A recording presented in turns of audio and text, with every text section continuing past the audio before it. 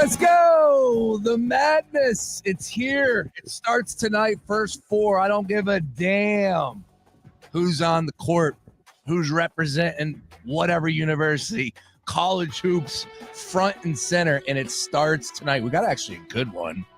Who knows, though? We have these games, these first four games, if you look back, last three seasons, we actually had one that went to overtime the last 3 years. So they've been good games, tight games. And San Diego State, UNC, two teams that we know a lot about, especially over the years, but specifically this year.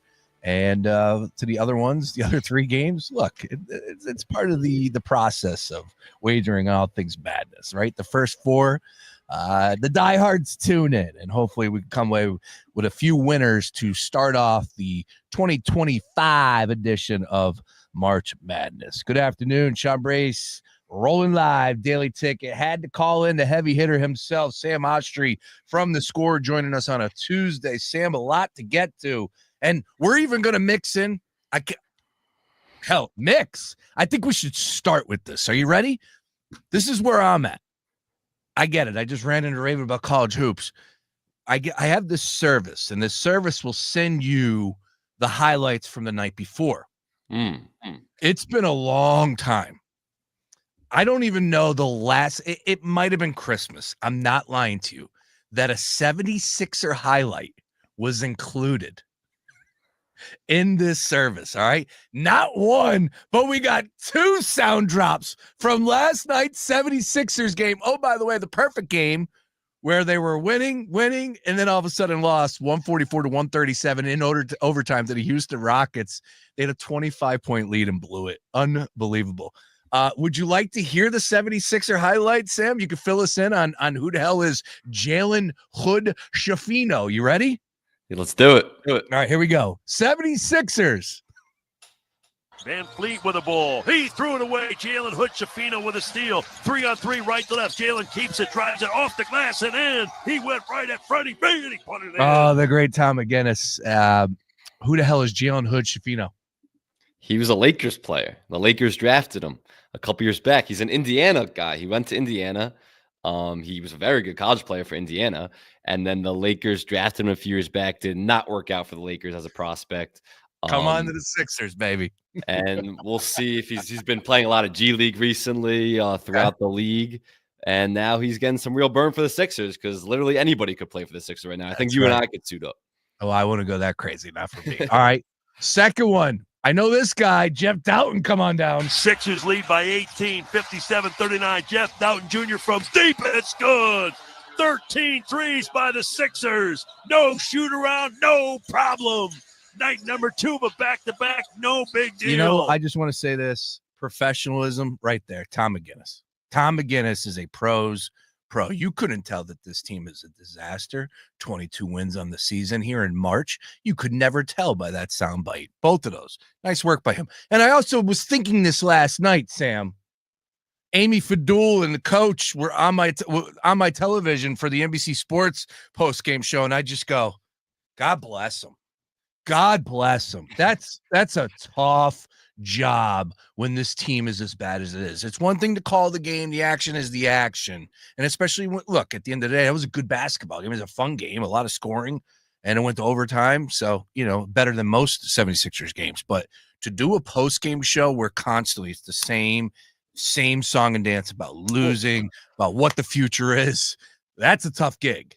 Well, we got highlights. We don't have Quentin Grimes highlights. We had 46. I know. Where's the Quentin Grimes highlight? Grimes highlights. That's the guy who deserves all the praise today. This wasn't just an anomaly last night. He's been balling over the last month. But obviously 46 ball is impressive. But these people are used to it. That whole NBC crew, the whole Sixers radio broadcast crew, it's been a few years. But remember, they had to do this night in and night out during 10-win seasons. Going back into those those mid-2010 years. So this broadcast team, NBC, the Sixers radio broadcast, they're used to it, and that's just part of the job. Yeah, you're right about that. It's a good gig. All right, let's go ahead and move off of the NBA for the time being. We will revisit it a little bit later in this hour because I want to talk specifically about what took place last night between the Denver Nuggets and the Golden State Warriors. And man, if that's not a result that makes you believe that the Denver Nuggets are championship contenders, I don't know who was saying exactly that they weren't.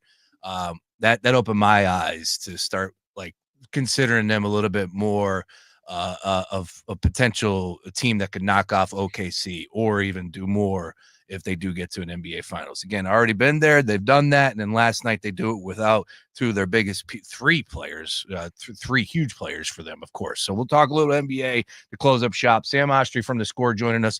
But let's get to it. We got college hoops, Sam. I want to talk about tonight first, and then we'll get into a little bit as far as players to watch for the tournament, upsets in the first round, and we'll go down some of the key games that you have your eye on as far as the numbers are concerned, because that's, when you're filling your bracket out, take us in on the inside of this, Sam, if you wouldn't mind. How much do you specifically, and should we use the sports book and the numbers and the spreads for a team potentially to get over, to win that 12-5 matchup? Or if it's a split 1-8-9 and you got a 2.5 point spread going one way for the 9 seed, should we follow that concept, or do you not even work that in at all when you're filling your bracket out? What do you do as far as handicapping that? Yeah, I mean, they're two completely different things to me, filling out your bracket and actually betting on the game. So you really have to separate them.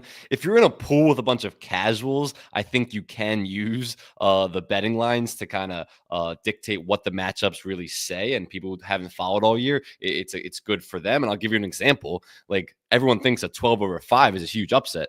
Colorado State is favored, 2.5 point favorites over Memphis. That's a 12-5, but the 12 is actually favored over the 5, which you don't see that often. But if you're paying attention to the lines and what's going on in the betting markets, you're going to realize, okay, KenPom, the betting markets, all the analytics actually think Colorado State is a better basketball team than this Memphis team, even though they're slotted at 12 and Memphis is at 5. So I think it's good to use those when filling out your brackets, but they're two completely different tasks to me. I mean, I don't know about anyone else. I don't know if I think this every year, but this bracket seems the hardest it's been in years to me. I've gone through all these different machinations and points of who's going to make the Final Four, Sweet 16s, Elite Eight, when guys are going to go out. And I think it's a really hard bracket this year. A lot of people are thinking chalk, and I might have thought that a month ago, but this Auburn team is not a lock to make the Final Four for me anymore. So filling out the bracket is a completely different task.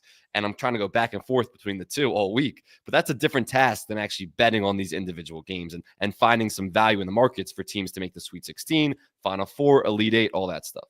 Yeah, and that's the one thing, too, because there is some really good money to be made, big-time numbers attached to some of these teams that could potentially go on a run and get to the Sweet 16, get to that next weekend, and you're cashing in. I know Tansy has brought it up multiple times, and specifically with the San Diego State UNC. He's got one of those teams going, and there's two prices attached to both of those teams. So if he's able to get lucky with one of those teams getting hot, we've seen it before. We've seen a few times a team play in the first four and make a run to the Final Four. VCU is the one that always comes to mind. Correct. So anything is possible with that. It's funny because I was thinking about this last night, and we, big picture concept when we're talking about college basketball this year, there's so much change. And I know I've talked to you about this like 3 weeks ago, where it was kind of hitting me that maybe the mid-majors, because of all the transfer portal, because of, the average age in some of these teams, where we see the mid-majors in years past pull off those upsets, right? But now you look at what somebody's starting five's average age is, specifically Auburn, right? We talk about this often. Auburn has a starting five average age that's up there with Oklahoma City in the NBA, but they're not one and done like that. Like, wrong term to use there. That's not the only team out there that is built like that. There are a lot of bigger programs that have transfers in that are a little older now. So with that being said, does that mean that the mid-majors who we often look to in years past going, man, that's a fifth-year senior out there, starting point guard. He's been playing with his two guard for the last 3 seasons. The both forwards have been there for 3 years. Oh, by the way, the center has been, in college hoops forever as well. Like, maybe that might dissipate a little bit this season. Anything there for you on that one as far as the current structure of these teams and how they're built? Maybe we will see some of those mid-majors upset, not exist this year. Let's put it that way. I don't buy that really.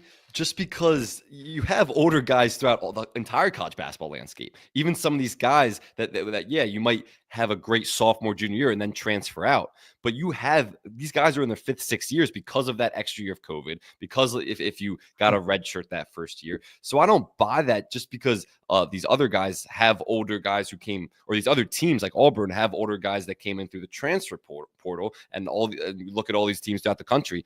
Other mid-majors also have older guys on their team throughout. They have 22, 23-year-olds. So it's old on old in college basketball right now, because college basketball is the oldest it's ever been right now. And no one really has the COVID year anymore. I believe this is the last year with it. So you're not really going to see as much of that.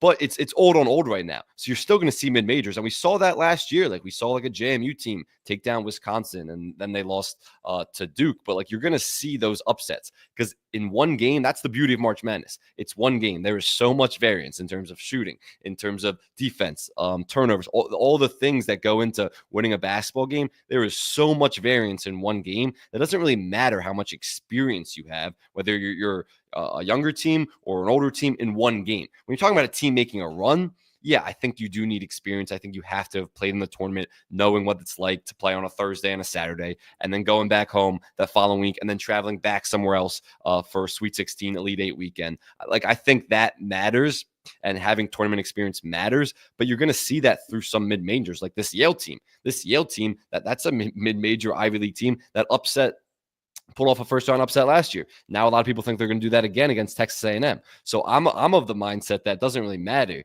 I guess you do, but I'm of the mindset it doesn't really matter. The mid-majors aren't at a disadvantage because of the age in college basketball right now. Yale has a player who leads college basketball with 3 triple-doubles this year, most in college hoops. I forget his name. If I knew that off the top of my head, man, I'll tell you what, I'd have to hang it up. I'd probably just clock out and walk away. Yale's best player. But, just looking down the bracket, coming up with some takes, and they do have a decent offense, and specifically that player who can go out there and shake things up. With that being said, just putting a cap on this conversation as far as the change in college hoops, college sports in general. And I believe the report I read last week was the average age in college hoops is like 22 something, 22.9, whatever it is this year. And then next year, it's going to go up another year. They're going to add on another year. Over in college baseball, the average age of a college baseball player this season is 21.9. 2022 was 20.1. So things are just changing, like you just pointed out, Sam. Correct with everything you said. The COVID red shirts, the extra year availability, coaches, the focus a little bit more on luring transfers, so on and so forth. And one of the articles that I read this morning about Rick Pitino and what he plans on doing as far as replacing. He's got 3 seniors this year in his starting 5 that he's losing. He said, you can't, quote, we're losing 3 seniors. You can't replace them with high school kids. He even said he turned down a 5-star recruit. Quote, I don't think you can win big with high school kids. It's a change. It's a change in philosophy, a change in approach. And again, if the high school kid is, Jesus Shuttlesworth, is Rick Pitino passing on him, Well, that's the thing. Like Cooper Flagg, everyone's still going all out for Cooper Flagg. Or a team like Maryland with Derek Queen, who's going to be a top 10 pick, who's been a phenomenal freshman this year. You're still going all out for that. But when you talk to college coaches around the country, what you'll find is they're not recruited. This isn't like a unique to Pitino thing.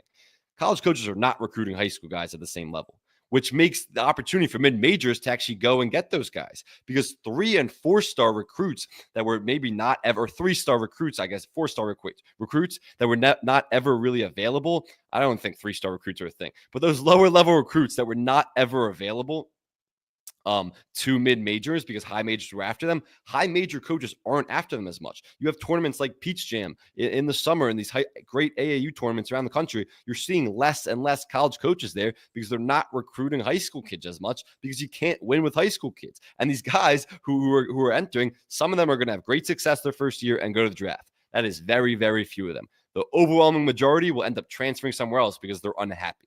So to me, it's not really the age that's the problem right now with college basketball. It's more the lack of continuity. And you're not seeing any of that across the board because of NIL, when they should go chase money. Like, obviously, if you have that, you go to better opportunities monetarily. But better opportunities monetarily doesn't always mean better opportunities basketball-wise. And that could hurt your long-term future as a basketball player. So you just have such little continuity in the sport. And it's not really anything to do with the high school guys, even though those guys aren't. It's more to do with, or aren't sticking around. It's more to do with the transfer portal and NIL, which isn't necessarily a bad thing. But look, I like continuity. That matters to me. It doesn't to other people. You're not seeing as much of that. Derek Queen, center for Maryland, freshman season. Of course, Sam is a diehard Terps alum. He's pulling for them. He's got them advancing past the Antelopes of Grand Canyon. Hello. Easily. How about that? And we will talk more about the 4 versus 13, but I wanted to get that plug in there. I do want to bring this up, though, from the 76er standpoint. Possibility Derek Queen does end up in a Sixers uniform as far as the draft is concerned, because you're not going to take a guard, right? Like they have McCain. They got Maxey. Will Grimes be here? I don't know.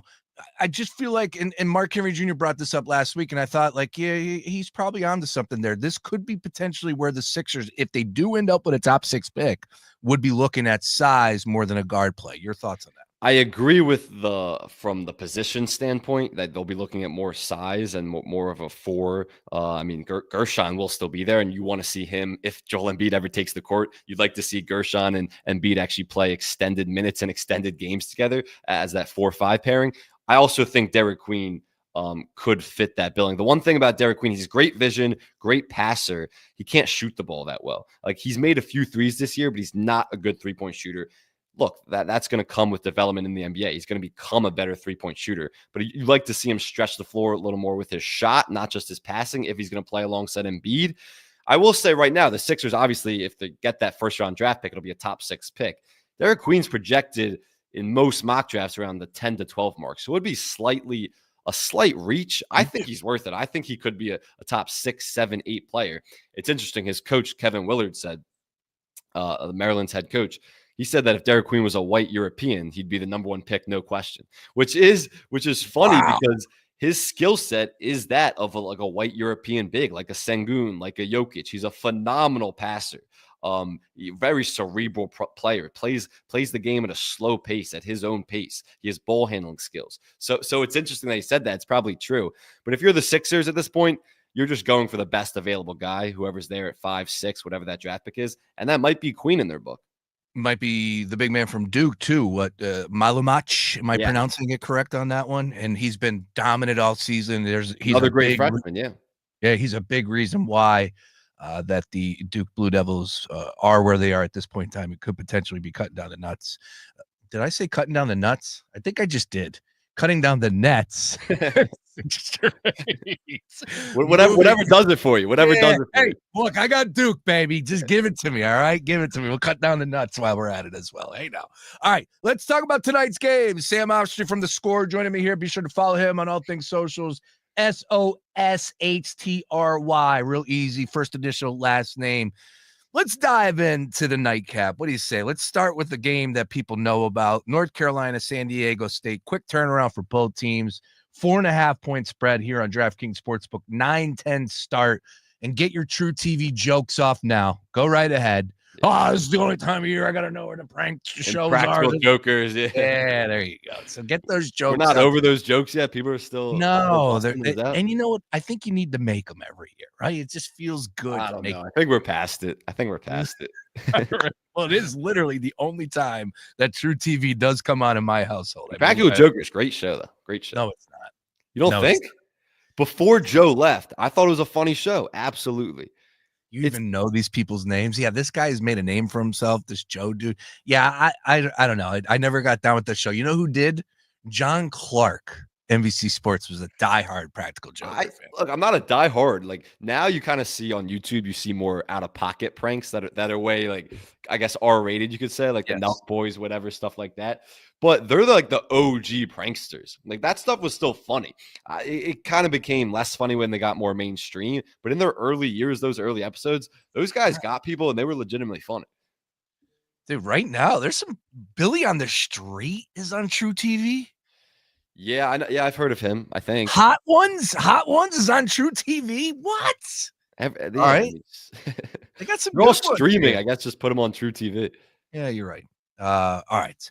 Let's talk about San Diego State and North Carolina here. let's give you the average Joe perspective without diving deep into everything that's been discussed this last week, and of course what we know about UNC. The average Joe's going to sit there today going, UNC, yeah, I'll take them over San Diego State. 4.5 points spread. That is the one thing that's pushing me. I don't think UNC should be favored by 4.5 here. Why is the number as high as it is? Are you buying the UNC stock for tonight and tonight only? Or do you think, you know what, man, you're going to give me 4.5 with San Diego State and the Aztecs? I'll take that all day. Where you at? I'm on UNC, and it's more about what San Diego isn't. And they've struggled this year. It's not the typical San Diego State team out of the Mountain West that we've seen over the last couple of years, one that went to the national championship a couple of years ago. This San Diego State team isn't that good, and there's a trend throughout all of March Madness that to fade Mountain West teams. They do not have success in the NCAA tournament. One of the teams that actually has in recent years is San Diego State, but this San Diego State team had 9 losses in the Mountain West this year. They're not that good relative to what they've been in some of the years past. And look, I think this UNC team, they didn't deserve a spot in the tournament at all. But compared to a Mountain West team in San Diego State, they deserve to be 4.5 point favorites, and I think they could win by at least 7 or 8. So I like UNC laying the points in this game. It just feels like a classic spot where UNC had no business being in the tournament. I mean, they really didn't. Not over Indiana, not over West Virginia. 1-12 quad one record. We know the only reason, whether people want to say it or not, is because their athletic director was the head of the committee. So I don't care that he wasn't in the room when it was being discussed. Everyone knows the relationships that are going on there, and there was some obviously some sleazy stuff. I'm not saying illegal or anything like that, but some sleazy stuff where situations like that shouldn't happen and UNC shouldn't be in the tournament. But now they are. So there's no more complaining about that.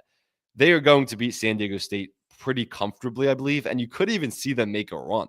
Like this UNC team that no one thought could be in the tournament is good enough when they put stretches together offensively to make a run. Yes, they've had some really bad losses in the ACC this year, a really bad and weak ACC, but they're good enough for stretches to make a run where it's like San Diego State coming up, potential Ole Miss matchup coming up. Those two teams don't scare me for UNC. Interesting. All right. And again, we have seen some good games as of late when it comes to the first 4.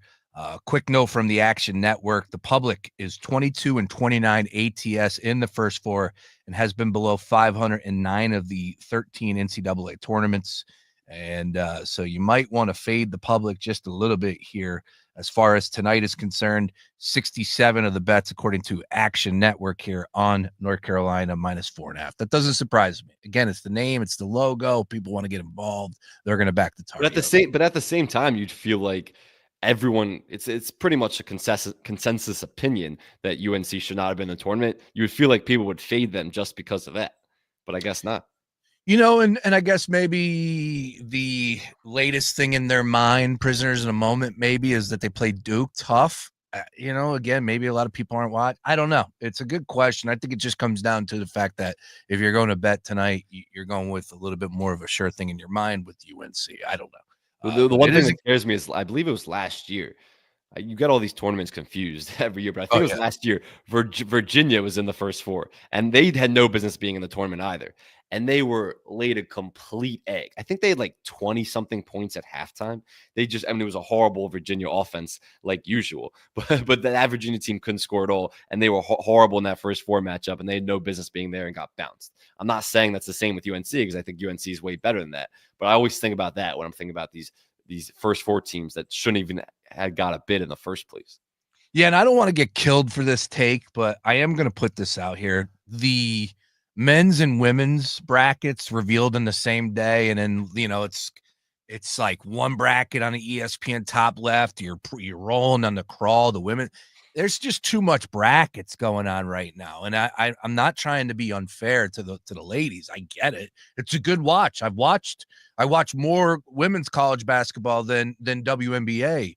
Love the ladies as far as the tournament is concerned, but man, like you said, and now we're adding on. We got other games going. What, the NIT kicks off tonight as well? We got the Crown out there in Vegas. Yeah, it's just too much. Like, I'm not watching any of that. I'm not watching April any 1st. of this. Yeah, why is Villanova playing with their interim coach and their entire roster? Now, Eric Dixon, I don't know if it's going to count, but I guess it will count towards the all-time scoring record. He's going to break the all-time scoring record when he didn't get it. He didn't deserve to get it. Now he's playing in some made-up tournament for some NIL bag, and would they not be getting? They would have gotten the NIT bid over this, correct? Because of even that scenario that came out yesterday with the two teams. Yeah, but usually when your coach gets fired, you usually don't play in those type of tournaments. But I don't. I'm going to push back on you saying that doesn't count. I'm going to push back. Oh, it doesn't count. He had an opportunity in an elimination game to potentially bring your team into the NCAA tournament if you continue to make a run in that Big East tournament. And he had one of his worst games of the season. Okay. And he needed, I forgot the exact number, 8 more points to break the all-time record. It doesn't count. So that you're more on that than the fact that he's playing in this new tournament where he's going to get the record. You're just saying he had an opportunity to do it in a Big East tournament and failed to do so. Because my pushback to you would be college basketball, college sports continues to evolve. It's a new thing, yes, but at the end of the day, it's real. It's a real tournament brought on by folks at College Hoops. So therefore, like the NIT, what's the other tournament that's out there in the post? CBI. Yes, like that. Okay. Those aren't real tournaments to me. They're not. They might be sanctioned technically, but they're not real. NIT is not a real tournament in your mind? NIT means a little more something because you have teams like St. Joe's playing in NIT, from mid-major conferences that's important because they're from one bid conferences typically. So that means something if they win that. When you have power conference teams that should be in the NCAA tournament based on their roster and their talent and don't make it, and those teams are going to play, that's when it becomes a joke. I won't argue that.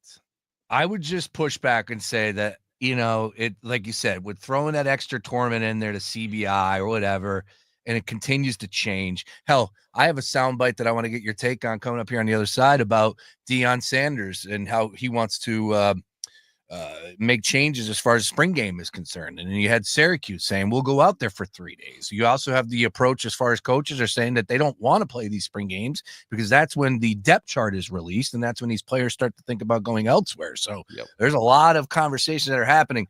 Eric Dixon breaks the record out there in Vegas. It counts, Sam Oshtry, especially because it'll be heard right here on The Gambler.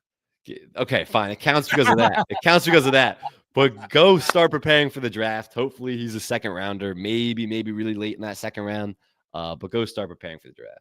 All right, St. Francis, PA versus Alabama State. And I want to give a shout out to our good friend Joe Tanzi over crossingbroad.com. He writes the following about this matchup. Ooh, 16 versus 16. Let's go. St. Francis only had 5 wins before January, 3 of which were against Penn State Schuylkill, Penn State Chinago. I don't even know where the hell that is. And Franciscan. I don't even know these universities. I know Penn State and the campuses and how that works. But Chinago, I'm murdering it. I don't even think it's said correctly. I mean, it's got to be in Pennsylvania somewhere. Yeah. I don't know. Chinago, who knows? But yes, so the Red Flash won 8 of their last 10 and took the NEC tournament. They are 17-13 ATS. He also goes on to say Alabama State is 10-1 straight up in its last 11 games. The SWAC, the SWAC winner, is 9-1 to the under in its last 10. So nice write-up by Joe there. Sam Oshtry from The Score, your thoughts on tonight's game? Once again, 3.5. 137.5 is their numbers on DraftKings Sportsbook. Moneyline Alabama State -180. St. Francis +150 on the money line. Anything for you here as we get the party started at 6:40 p.m. I'm not going to bet it because of the number, but I think Alabama State's definitely going to win. Like Joe said in that write-up, 110 of the last 11, playing pretty good basketball. Obviously, winners of the SWAC, the Southwestern American Conference. SWAC? It's not the SWAC. It's the SWAC. I pronounce things weird sometimes. It is. I didn't know either. I think Alabama State wins, but I'm not comfortable laying the 4.5. So I'm not going to touch that, but I'd be pretty surprised if St. Francis pulls off this upset. Can I ask you something, though? Oh, yeah, bring it. 16 seeds that win their conference should not have to play in the first 4, which isn't even really part of the NCAA tournament. In my mind, it's not. Like, I don't care about these Tuesday, Wednesday games. It's not part of the NCAA tournament. The NCAA tournament starts on Thursday. 16 You've been doing the first 4 for 13 years now, and you're claiming it doesn't count? Yeah, I'm not saying it doesn't count. I'm just saying I'm not interested in it. Like it shouldn't be part of the NCAA tournament. It's 64 teams. It starts on Thursday at 12:15 with a phenomenal slate. You should not have these 16 seeds, especially ones that made the tournament. Like, they deserve recognition as making a tournament, playing a number 1 seed because they won their conference. That's the whole thing about it. You win your conference, you get an automatic bid. They're not even getting the honor of playing another real team, or they're playing another team that's on their level.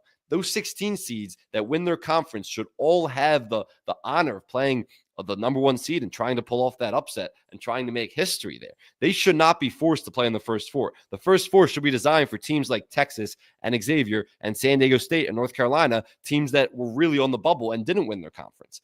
The 16 seeds should not be playing in these first 4 games. And I've always been out on the first 4, but I really don't like the 16 seeds play. I wasn't a fan of the first 4 in the beginning, but I definitely have switched over to the point that it's hoops. It's got the vibe. Yeah, I mean, I'm not complaining. I'm just saying let's put teams that were on the bubble in it. I agree. I agree with that. 16 seeds. You win your conference. Come on, man. Show some love. All right. Exactly. If we're going to go out there and play these conference tournaments, have them mean a little bit more. And I'm with you as far as the bubble is concerned. And at the end of the day, I only believe that would help with ratings. Is there any question in your mind, regardless of the time, that St. Francis or San Diego State and UNC will be the number 1 game from the first 4? We know it's going to be, as far as ratings are concerned, because of the names. Yep. So if you go with the bubble teams and you get a Texas and you get an Indiana or a West Virginia, shout out to the governor, Patrick Morrissey. We'll have a little bit on that coming up as well. At the end of the day, I think that that's only going to help you out as far as ratings is concerned. And that's the only reason why they're doing this first 4 is because of ratings. They want to stretch it out, Sam. The ultimate goal, and you'll like this, is they're going to add, it's coming. They're going to add teams. What are they going to get to? 72, 74? 76, maybe. 76. And the ultimate goal is to get another weekend out of it. Crazy revenue. And the almighty dollar controls all for right now. All right, great stuff. Great start. Sam Oshtry from The Score. Other side, we're going to mix up. We'll stay with college hoops. We're going to talk about some potential upsets. We're going to talk about some line movement. We'll give you the Gambler Gang's bracket breakdown. Last night, we went through. We had 5 great college hoops minds break down every game and give us a pick. And we went with majority rules. I'll tell you who won it all, and I do not agree with it. But that's all right. The Gambler Gang speaks. I listen. It's the Daily Ticket. Sam Oshtry sitting in with me here. More after this. Cinderella stories are fun until they bust your bankroll. The madness is coming. Cooper there to clean it up. A throwdown with 2 hands. Keep it locked right here to The Gambler. Get access to Ozempic or semaglutide by visiting the website. Try FH.com. Fox Sports Radio, The Gambler. Now, total traffic for Philadelphia. 95 southbound Crawling Ridley Park to 322, where all lanes are blocked with an overturned tractor trailer. Northbound 95, stop and go Girard up the bridge. Westbound Schuylkill Jan, University to Vine and Boulevard to Belmont. Eastbound, stop and go Montgomery Drive to South. To tell a total traffic. This report is sponsored by Jackson Hewitt. It matters who does your taxes. At Jackson Hewitt, expert tax prep is now $149 or less, but only for a limited time. Hurry, book your appointment at jacksonhewitt.com today. Terms at jacksonhewitt.com/49-149. A landscaping pro's workday is measured in power per hour. More work in less time. That's why the pros prefer Echo Outdoor Power Equipment. Echo's best-in-class chainsaws, blowers, and string trimmers make light work out of the toughest work days. It's time your crew upgraded to Echo Power. Experience Echo Power for yourself at Laurel Lawn Mower in Blackwood, New Jersey. Visit laurellawn.com or call 856-228-2770 to learn more. Echo. Power on and on. Attorney CPA Joe Cordell. Divorce changes your life and your children's lives. Whether that change is good or bad depends to a great extent upon the attorney you choose. So interview more than one attorney and ask about experience, specifically trial experience. And oh, by the way, be sure to include Cordell & Cordell in those interviews. Online at CordellCordell.com. Offices in Philadelphia, Radnor, and Allentown, Pennsylvania, and Mount Laurel, New Jersey. Michelle Ferrari, licensed in New Jersey and Pennsylvania. Joseph Cordell, licensed in Missouri and Illinois only. Hi, it's me, your USPS Ground Advantage shipment. Just left the warehouse and hitting the road.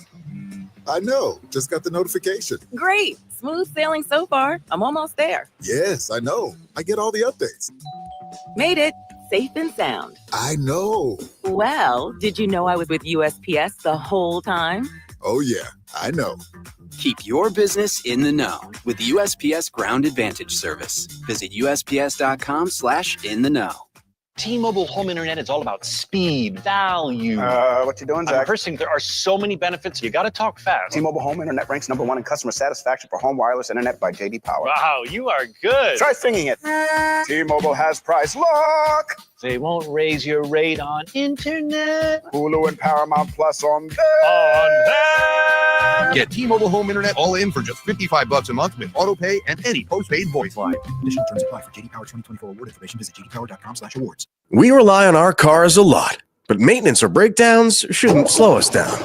Say hello to Cruisin', your complete car care solution. Download the Cruisin' app to quickly order roadside assistance for flats, jump starts, lockouts, and more. You can even request mobile oil changes and car detailing, all from a peer-to-peer network of trusted help. Download the Cruisin' app and discover car care redefined. Go to CRUZEN-app.com. Cruisin', complete auto care at your fingertips. The new iHeart app is the one app you need. Love my presets. The preset feature is dynamite. Love it. And I've been telling all my friends about it. They're on the app. Get in on what everyone's talking about and get the new and improved free iHeartRadio app today. iHeartRadio. The new KFC Dunk It Bucket with juicy original recipe tenders, new mashed potato poppers, crispy fries, plus 3 sauces that fit right on top of the lid, so you can dunk anywhere. You can dunk at the game, dunk while security points to the no outside food sign, and dunk as 20,000 people watch you and your Dunk It Bucket get removed from the stadium. Dunk almost anywhere with the new $7 KFC Dunk It Bucket, or get the double Dunk It Bucket for $25. Prices and participation vary while supplies last. Taxes, tips, and fees extra. Your stomach is a mess and you feel lousy. Something is just off, but you don't know what. Yeah, we get it. You've tried every fad diet and supplement under the sun, and none of it worked. Here's the truth. Your gut's a mess, and your body is letting you know. You're just too busy, and you ignore the signs, making it worse. Viome gets straight to the point, analyzing your gut microbiome to give you a personalized health plan that actually works. Your gut is how your body processes everything that you consume. Stop ignoring the signs. It's time to do something real. Get Viome and fix your gut now. Dial **gut to get $110 off any test. That's *488 to receive a link to the offer. Hey, man, you all right? Need me to call 911? No, call Top Dog Law. Get top dollar for your accident at topdoglaw.com. Once again, that's topdoglaw.com.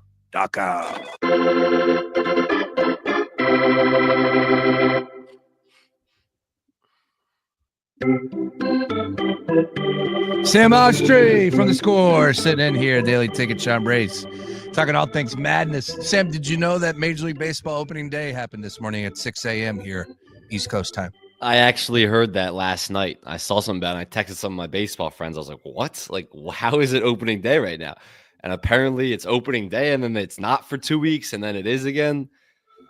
Yeah, that sounds like the MLB doing their thing. Everybody's just worried about getting money.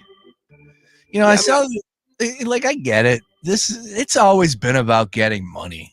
Right, like as a young man, I've always had a good time. But you got these OnlyFans girls. These girls are making crazy amounts of money, and we don't know what's going to happen down the road. I asked myself, MLB opening day to OnlyFans girls. Where did this go in 20 seconds, Sam? Because as a father, I just don't know what I would do if, like, all of a sudden, next thing you know, the daughter is making $1 million a month, this bop house.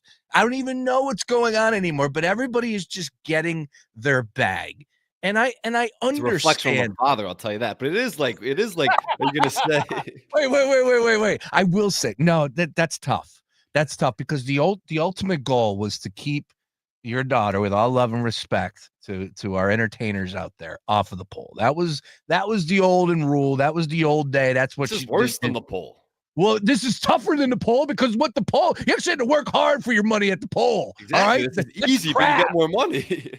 Now this OnlyFans nonsense is just wild. It's absolutely wild. And we don't even know, not even talking about what's going to happen on the other side of the brain rot and the fact that these dudes, these little young dudes, are spending all their money. But regardless, don't care to get into that. We're not going to solve world's problems today. Good thing we have the great government in charge that can handle all of that. But I would just say this. Yes, exactly. Everybody's chasing their bag. And specifically when it comes to back over the MLB opening day, I pulled up an article. Apparently, there is a possibility. Can I just ask you? Yeah, go ahead. Is Shohei Ohtani going to play in Japan, similar to Bonnie Blue going to prowl on young men at spring break in Cancun? Is this the equivalent? There's two of them. There's Bonnie Blue and the other one. Who's the other one? Dude, but they're Bonnie all, Blue's the one that went to spring break. Oh my goodness, they're all over my timeline. You go to where your fans are. You go to where your people are. That's why the MLB went to Japan, because they have a huge presence in Japan. Bonnie Blue knows where her audience is. She was down in Cancun enjoying her spring break. So stupid. So stupid. All right, just to let you know, New York Times had an article put out, what is the Athletic or whatever, New York Times. Major League Baseball expects to make $35 million from the opening series in Tokyo. The real mission is to grow the game, right? Quote, we do believe there are payoffs in the B's/billions. So we know what it is. It's the almighty dog. I just think that there's ways that you can go ahead and play these two games out there and get back and then, like, let's play some games here instead of the 8-9 day layoff and the confusion, because it is essentially opening day for the Dodgers and the Cubs. So whatever. The Dodgers did win 4-1. Yeah, I didn't even know who won, honestly, but I will say it's the NBA does that in the middle of the year where they sent the Spurs and Pacers to Paris this year. Yes. Obviously the Spurs and Wemby's presence in Paris and just the NBA and the talent that's come from France over the last few years. It's worth doing that because you want to grow the game globally. But they did that in the middle of the year. And it's like, yeah, that game was at 2:00 in America, and most of the US audience didn't really pay attention to it. But the purpose is to growing the game globally. But that was in the middle of the year. To have your baseball opening day 2 weeks before everyone else's opening day, I get you're playing games almost every single day, so it's different. But try to make that right before, so there's like a 2 or 3 day layover, and then these teams are back. Like, to have now this break and this pause, I had no idea who won that game. And the Dodgers are the biggest attraction in the sport right now. Exactly. That's kind of where I'm at as well. It's like, wait a minute, that's not a good thing when nobody knows you're playing these games and in the country that, the sport exists in. I get over there. That's great. Understood why you're playing it over there in the Tokyo series. I get your money, but there's a lot of confusion. Anyways, it's 162. I'm not going to get bent out of shape over just an opening day. Opening day used to mean a little something more. And I think that had something to do with me as just a younger fan. A lot less going on, but it used to mean a little bit more as far as opening day is concerned. It was a stretch when I was probably around like maybe 12 to like 17 years old. Me and my friend went to Philly's opening day, home opener, every single year. And if it was at 3 p.m. in the school day, we left school early. If it was at 12 p.m., we left school early, and it was the best day. And it was always right around my birthday in early April. But now they pushed it up so much, and I haven't been to opening day in a while. All right, Sam Oshtry hanging from the Score. First hour here. Coming up on the other side, you're going to get MccClay and Beef, myself, talking all things brackets. And once again, we went live last night at 8 p.m. The Gambler Gang, there were 6 of us, great college basketball minds, me trying to steer the ship and keeping it afloat. But at the end of the bracket, we selected Houston to win it all. Sam, did you give that a thumbs up or a thumbs down? Are you all in on Houston cutting down the Nets after 6 straight? Yeah, I didn't agree with most of that bracket, but I did agree with Houston because that's who I have winning the entire thing too. And I don't love it, to be honest. I love this Houston team. It's just like the idea of Kelvin Sampson winning a championship just feels like weird and off, and it feels like it can't happen for some reason, even though it definitely can, because this is his best team he's had in years. And look, this Houston team, they have the path, they have the region. They need Kwan Roberts back. Like no doubt they need him back. And I think he should be good to go for that first game. Maybe you hold him out for that first game or play him limited minutes and then bring him back. But you need him to complete your starting five. But they have just a phenomenal starting five on both ends because we know what they are defensively. Every single year, Kevin Sampson is going to have those guys playing some of the best defense in the country, and they are right behind St. John's. But this team offensively, of how many weapons they have, how many different guys they can go to who can get you a bucket in critical times. I mean, they've won 26 out of the last 27 basketball games. In the Big 12, this isn't Duke doing a similar feat in the ACC. They did that in the Big 12, a legitimate basketball conference this season with a ton of NCAA tournament teams. Like, that is so impressive that they feel immune to upsets. Like, that's the thing about this Houston team is where they aren't going to get upset because they're just that experienced, that talented, that deep, that good defensively. And they're not one-dimensional anymore like they have been in years past. They're also that great offensively. This Houston team, I think they're cutting down the nets. Wow. All right. Because I'm not feeling Houston, and I think I was last year. Definitely, like you said, they made a run. They've been a really good program since Sampson has come on. So these years kind of run together. But I haven't really bought into Houston, and I'm not going to do so this year either. I think it's a tough matchup versus Gonzaga. We'll see. And then they have Clemson there. Again, I'm high on Clemson. Others aren't. We'll see. And then Kentucky possibly could be there as well. You got Tennessee. Just an interesting spot. If Purdue is knocked up by High Point, are they difficult? Houston's damn good. They've been awesome all season. They got 4 losses on the year, 30-4. So we understand if they do get the job done. But I will wager against that, put my money where my mouth is. And I actually have some upsets in my bracket that I filled out personally, but staying with the Gambler Gang bracket because I'm really interested to see how this one's going to do. We got some great basketball minds, and it was good. Look, it was 3-2. It was, it was 2-2, and then somebody would have to split the game. I really like the process of how that went out. But our final four is as follows. Sparty representing the South, top left-hand corner. Michigan State taking on St. John's from the West. Duke getting to the Final Four representing the East, and then Houston. And we have St. John's and Houston in the final. I think that would do pretty well as far as ratings are concerned. Duke, definitely the best one there as if we care about ratings, but St. John's and Houston, that's going to be a banger of a game. You know what's going to help the ratings this year the national championship tip time is moved up a half hour. So all those annual complaints, Monday. Exactly. Yeah. There's all those annual tweets and complaints about True TV. Now, usually they're about the 9:09 tip time. Now it's 8:30 something tip time, which is going to be great for everyone. Everyone can stop complaining about that. So that'll help the ratings. I don't see St. John's getting there, and that's what I really disagree with our bracket.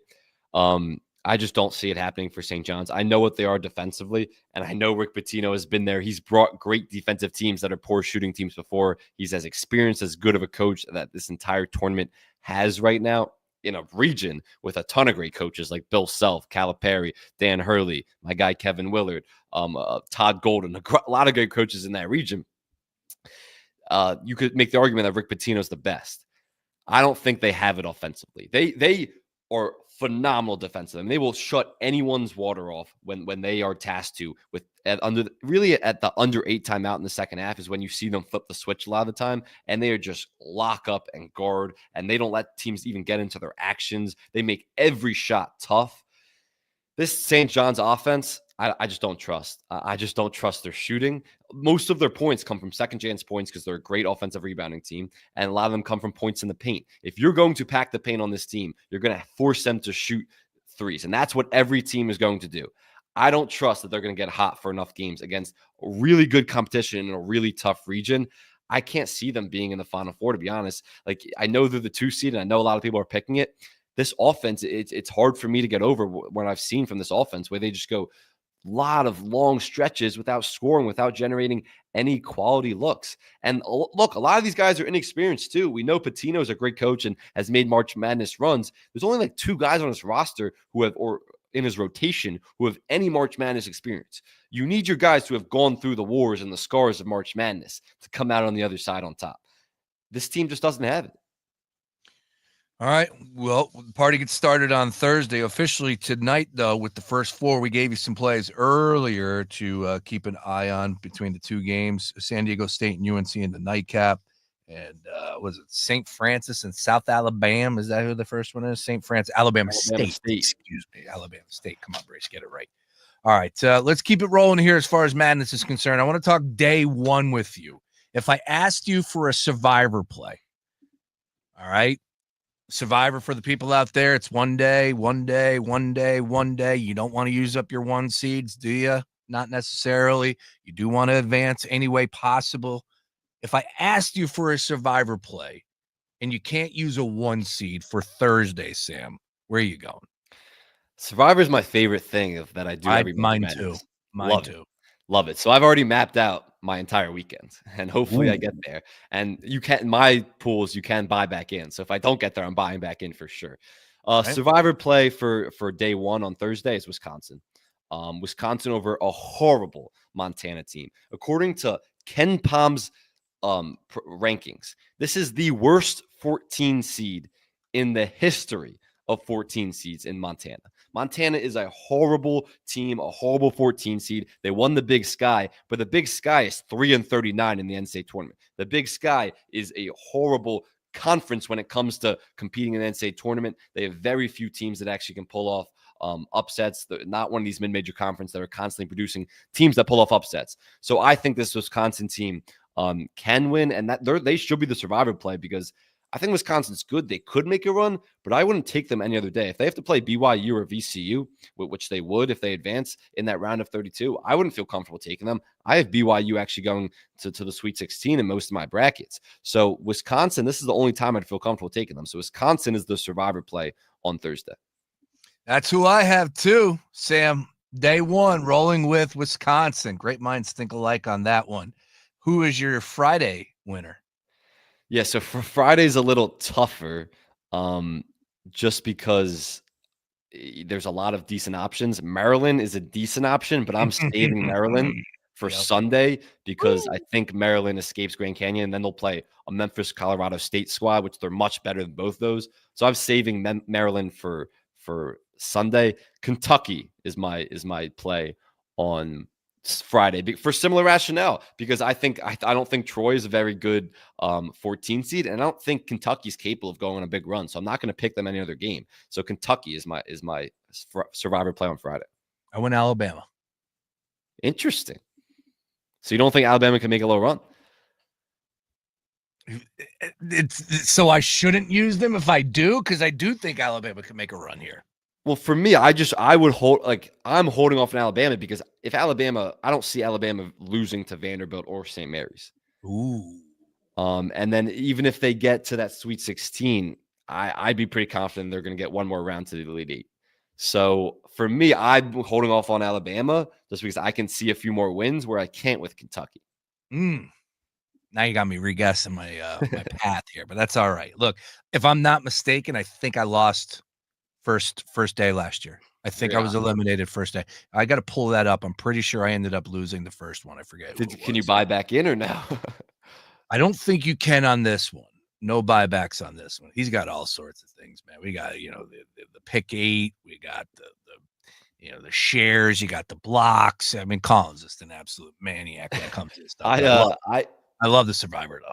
Yeah, I love doing Survivor, and my group is lucky that you buy back in. We had a pretty massive pool last year. It's been growing the last couple of years, just bringing in a bunch of random people that we don't even know.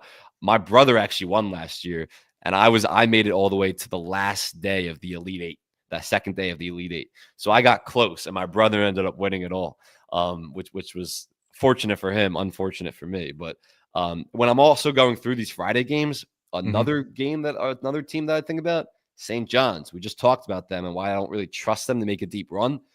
I wouldn't trust picking against them against Arkansas or Kansas in that second game. I don't think they're going to struggle with Omaha. So St. John's is an interesting Friday play as well. Who's struggling, Sam? Let's close up shop here. I want an upset. This is what I told the people was coming our way. I want a Thursday or Friday game that you have your eyes set on for a potential upset, whether we're using point spread or just the seeding knocked out. Your call on that one, but give us an upset day one that Sam Oshtry has circled on his bracket. Day one upset. This is a very small upset, but it's actually my favorite play. And I'll give you a bigger one. This is my favorite play of the board. It's Creighton plus 2.5. I think this Louisville team is getting way too much hype. Everyone's talking about how they are underseeded. I think Creighton is underseeded. And Louisville took advantage of a really weak ACC. And it's impressive what they did because Pat Kelsey in his first year completely turned that dying program around. He revived it. So he deserves all the credit. But this Louisville team really isn't that good. They lost to Duke earlier this year in December. They have 2 nice wins over Clemson. Like those are impressive wins, including one in the ACC tournament. I just don't think this Louisville team is as good as Creighton. McDermott is one of my favorite coaches in the entire country. They have experience with Kalkbrenner, with Ashworth, guys who have been in the tournament before. I like this Creighton team to win outright. And, of course, cover that plus 2.5. So that's one of my favorite plays. Usually don't have that many strong opinions on these 8-9 matchups, but I love Creighton. And I have in a lot of brackets Creighton actually beating Auburn as well. So I'm all in on this Creighton team. Another play on Thursday, opening days, High Point, plus 7.5 in money line over Purdue. We're all high pointed up on the gambler game. We are because it's just Purdue's defense is so bad. I mean, they allowed teams to shoot 56% from 2. That's the worst of any tournament team. This Purdue team, just their perimeter defense is so leaky. They let guys get in the lane. That they don't guard at all. And yes, we know what they can do from 3. We know what Braden Smith is, and he could go for a legitimate 40 ball against also a not great High Point defense. I just think I think High Point could get hot, and this is just a classic upset spot for me. So I like High Point plus 7.5 and the money line. Excellent stuff. Sam Oshtry from The Score. You be sure to follow him on all things socials. That's SOSHTRY. Great stuff, Sam. Can't thank you enough for hopping on here for a full hour, getting us ready.